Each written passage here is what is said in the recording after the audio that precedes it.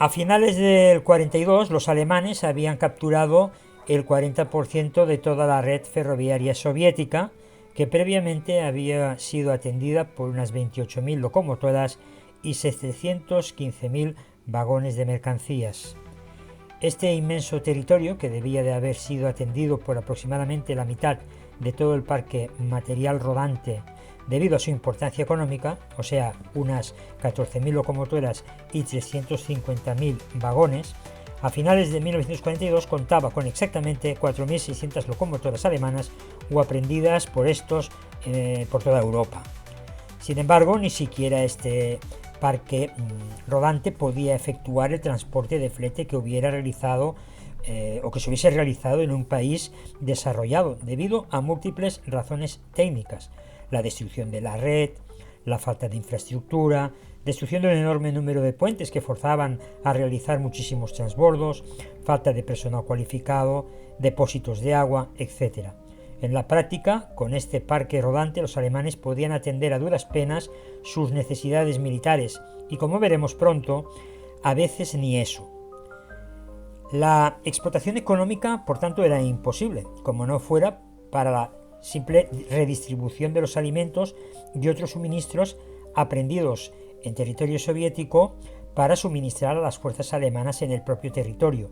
Incluso para transportar alimentos a Alemania apenas había flete ferroviario, por lo tanto la inmensa mayoría del saqueo se consumía directamente en el propio frente, abasteciendo así a las tropas alemanas de vanguardia.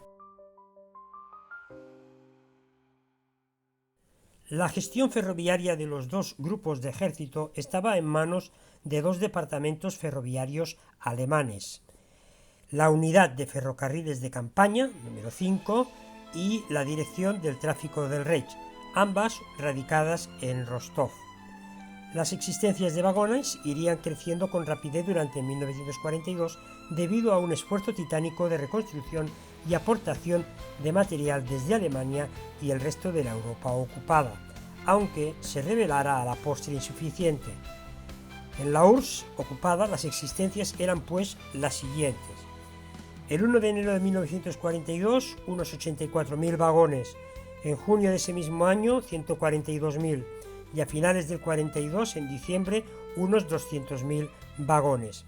Ahora bien, la disponibilidad diaria de vagones era muy baja debido a las tremendas distancias, a la destrucción de la infraestructura y en general al muy bajo rendimiento del ferrocarril en las zonas ocupadas. Además, en la zona de operaciones en el frente sur, la red ferroviaria aún era más escasa.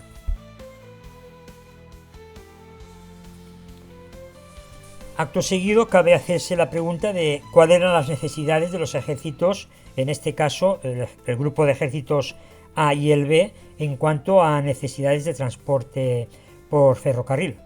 Obviamente variarían según su tamaño y la dimensión de las misiones ofensivas en las que estaban inmersos.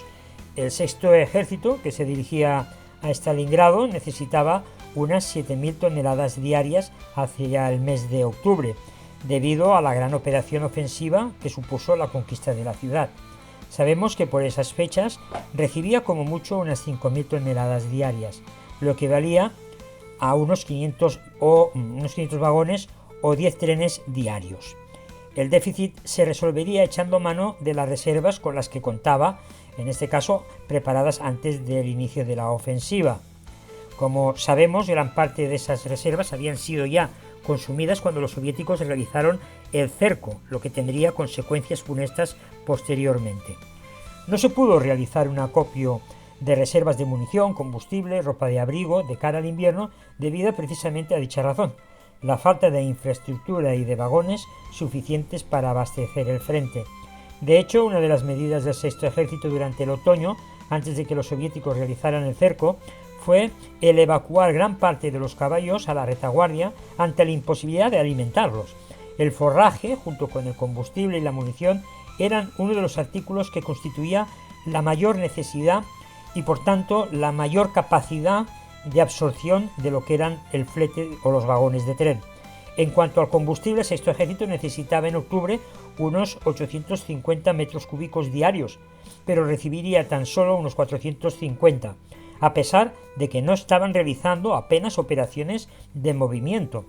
Como nota adicional, el Hochser en septiembre consumía simplemente el frente del este unas 5.000 toneladas o 6.000 toneladas diarias en toda Rusia. De hecho, a finales del 42, y a pesar de llevar 5 meses en el área, los alemanes no pudieron reconstruir todos los puentes. Uno de los puentes cruciales sobre el río Don, que había sido completamente destruido por los soviéticos, no pudo ser reconstruido porque para transportar los materiales de construcción e ingeniería se necesitaban 70 trenes, lo cual hubiera supuesto la paralización de las entregas al Sexto Ejército durante varios días, lo cual no era asumible desde el punto de vista militar. El depósito principal durante la operación Faiblau estaba situado en la ciudad de Rostov, de la que partían tan solo 2 líneas de ferrocarril, una hacia Stalingrado y otra hacia el sur, en dirección al Cáucaso. La capacidad de transporte por ferrocarril de promedio era la siguiente para cada tipo de división. Para las divisiones de infantería se requerían entre 20 y 25 vagones de carga estándar alemán, con una capacidad de entre 15 y 20 toneladas por vagón y un total de entre 375 y 500 toneladas por convoy, y para los mismos vagones soviéticos adaptados, con una capacidad en este caso de 20 a 25 toneladas, el total de los convoyes ascendía a unas 500 o 625 toneladas.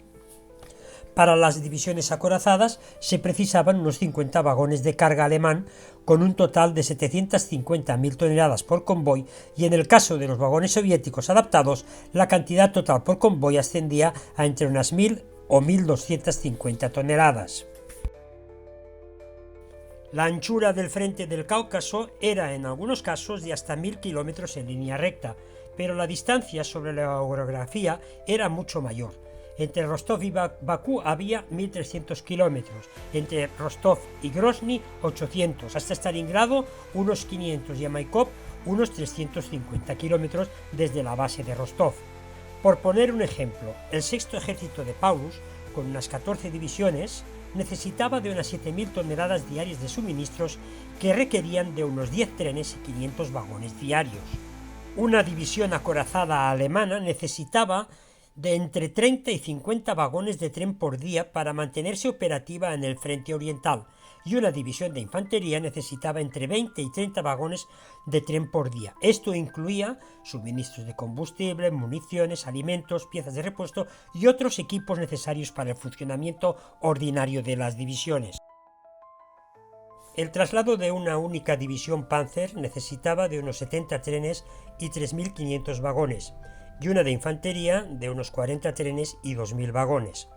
En la operación Faiblau se emplearon alrededor de 100 divisiones, 75 de ellas alemanas y 12 de las cuales acorazadas.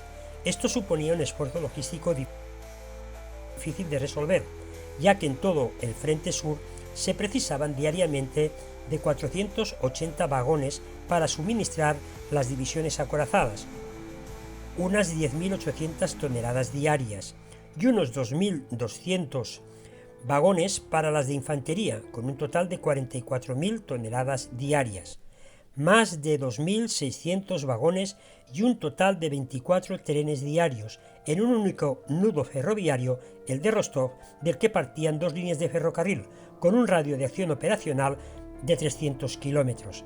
Al expandirse el frente, las distancias superaron, como ya hemos visto, el límite citado, de modo que al aumentar el número de días empleados por los convoyes, el número de trenes disponibles iba disminuyendo. La División de Transporte del Ejército Alemán, GTR, podía suministrar hasta 32.000 toneladas diarias en trayectos de hasta 300 kilómetros desde los depósitos principales de abastecimiento, operando 24 trenes de suministros asignados a cada uno de los grupos de ejércitos implicados en la ofensiva, muy lejos de las 54.000 toneladas necesarias. El sistema ferroviario controlado por los alemanes tenía unas 869 locomotoras, aunque únicamente 247 estaban plenamente operativas. Las carencias en el sistema eran muy grandes y repercutían directamente en la cadena de suministro. Como ejemplo, el primer ejército Panzer, que debía haber recibido unas 2.000 toneladas diarias de suministros, recibió en septiembre apenas 200, lo que le obligó a interrumpir varias veces su avance hacia los campos petrolíferos del Cáucaso. Así pues, gran parte de los suministros hubieron de ser trasladados por camiones y por transporte hipomóvil, lo que redujo la capacidad de transporte de tropas de las divisiones implicadas en la ofensiva. Hemos visto, pues, a lo largo del vídeo que existía una clara disfunción entre las capacidades logísticas y las operacionales, tal como ya señaló Halder ante Hitler en el mes de junio.